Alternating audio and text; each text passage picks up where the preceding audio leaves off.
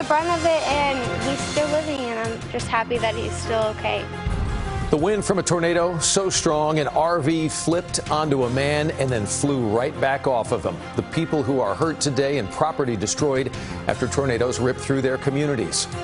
That's 2 confirmed tornadoes so far as the National Weather Service surveys the damage. An EF1 in Collin County and an EF2 in Johnson County. What we know now, plus a cool down after record heat today. All right, we'll chat in a moment. Scott, thank you. Good evening. I'm Doug Dunbar. We welcome you in for CBS 11 News at 6 o'clock. Let's take a look at some of the places where people are dealing with the aftermath of at least 2 tornadoes that Scott just talked about. Blue Ridge in Collin County first hit with an EF1 tornado, and then in Johnson County, confirmation in Eagan hit with an EF2 tornado. That one had winds up to 112 miles an hour. More than 90 structures at last count in Johnson County have some kind of damage. I want to start at 6 with Jason Allen, who's been in Eagan through the day today, just a little east of Joshua for reference. Let's talk about the man who was seriously hurt trying to save his daughter. This is quite the dramatic story. Yeah, it is, and we showed you over the past couple hours today, Doug, how this storm really appeared to bounce around. It hit some spots, it missed others, but in those places where it hit, it had power. It tore apart a manufacturing facility, and back here, flipped an RV over on top of a man and then flipped it right back off of him.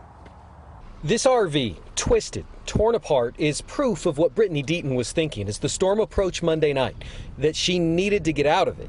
My mom had called me and she said, "You need to come inside right now." And I was like, "I'm trying, but my door's stuck and I couldn't get out."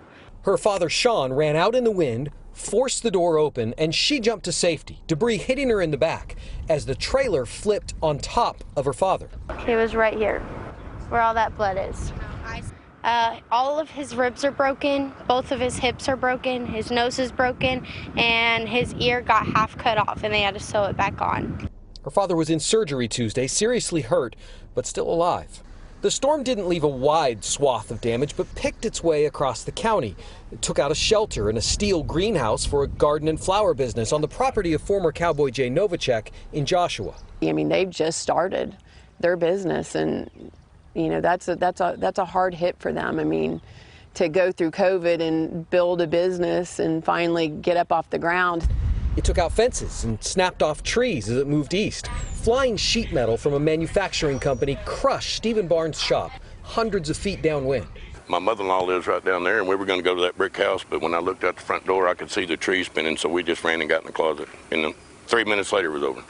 Most homes were still standing, and even those with damage were thankful it wasn't worse. He took the brunt of it, and he's still living, and I'm just happy that he's still okay.